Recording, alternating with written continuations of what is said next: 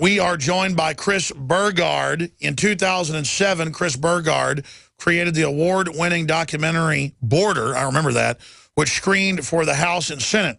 Following a 16-state promotional tour and numerous sold-out theaters, Burgard's film resonated with presidential candidate Herman Cain, who recruited Burgard to be his senior creative and strategic media consultant.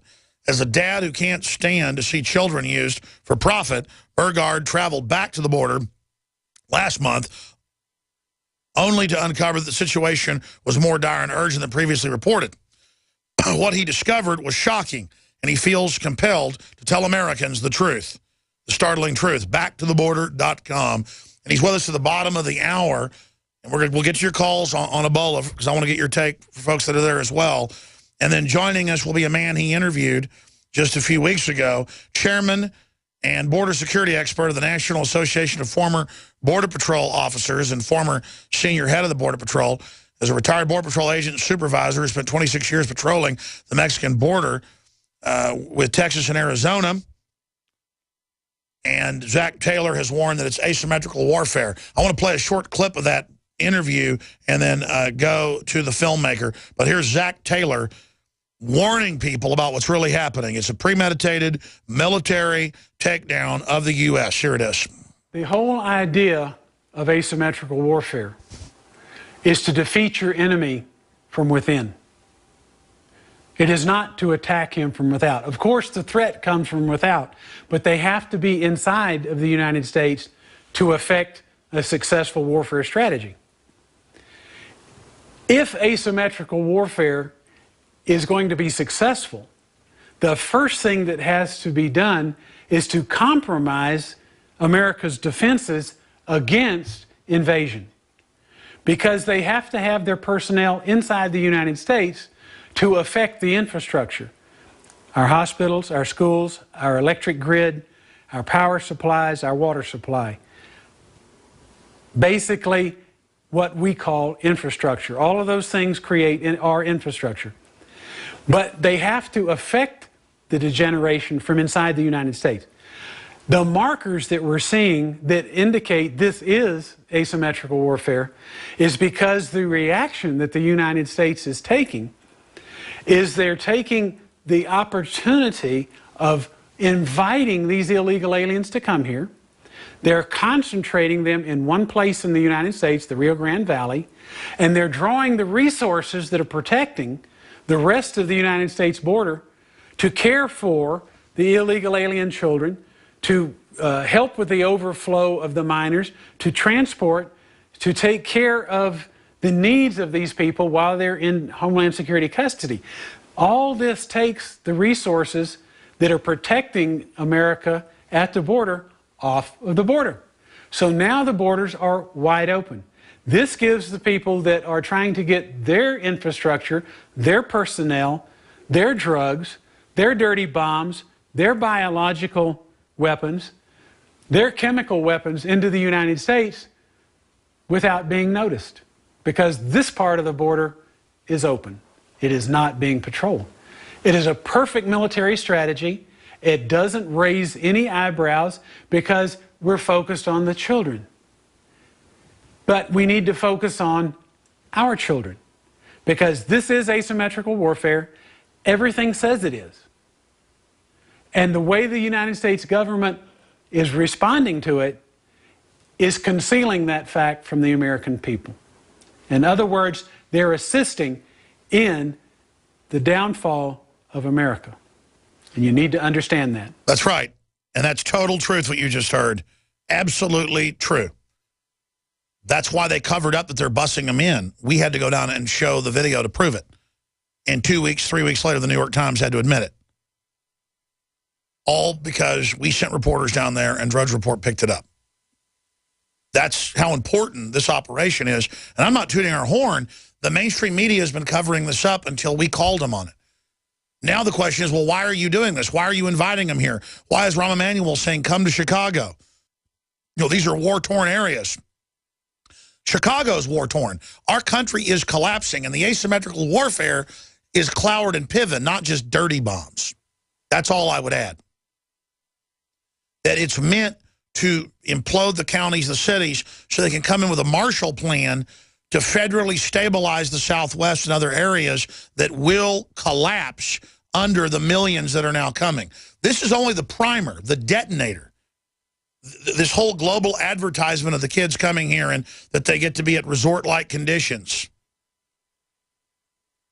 And that all the big Baptist churches and Catholic churches are getting federal money, $6,000 a month, up to $7,000 a month, to warehouse groups of 3 in private homes. So it works on a bunch of fronts. It's a wealth transfer, it's a scam, it's organized crime.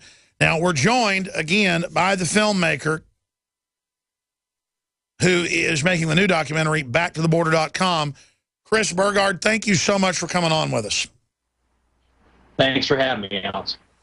Well, you heard my little 5-minute breakdown there and playing that clip of the interview you did for your film that's coming up. You've been all over the border and have seen even more than my reporters. Give us your breakdown, sir, as a journalist, on exactly what's happening.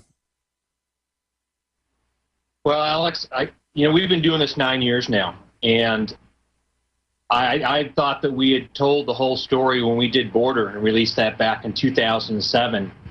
But when I see kids used for profit, I'm a dad. I can't stand that. Whether it's profit by the drug cartels or the politicians, I couldn't just sit back. I mean, the federal government can't tell me that they didn't know that children were being used on the border, because I filmed it in 2005 and I showed Congress in 2007.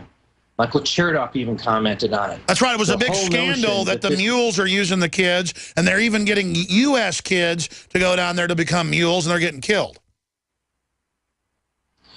Yeah, well, the cartels have been recruiting in the United States for a while, because if you're a suburban kid that doesn't fit the typical tattooed Hispanic gangbanger cliche, then they can do a lot more with you.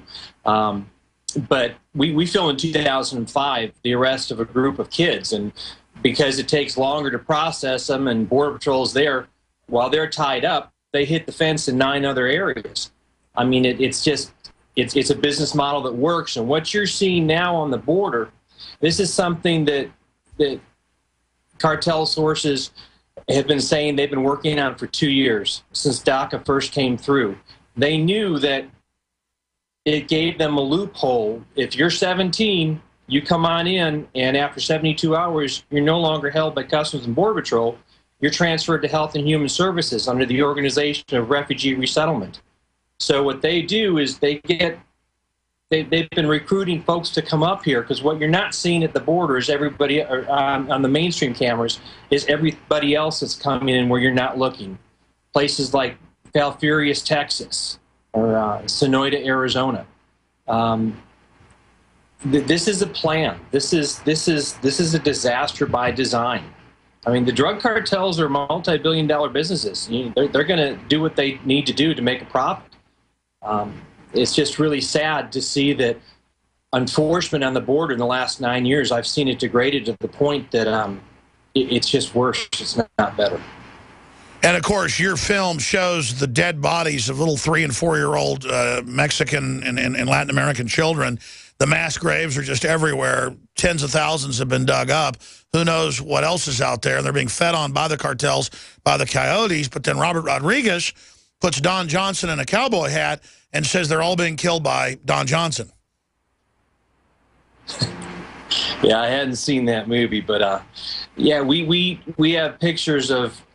Let's go back to Falfurrias County, Texas. 9 years ago, we had pictures of the deaths that were occurring on the ranches around there. Mrs. Vickers has a ranch down there with her husband, Doc Vickers.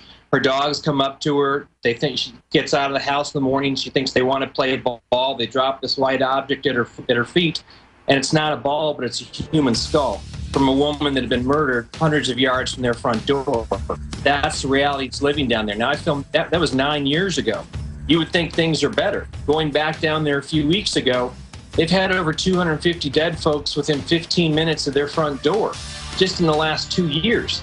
That's not better. That's so there's worse. Road Warrior level barbarism, and now it's coming across the border. Stay there. I want to get a report from the man who's been an eyewitness for 9 years.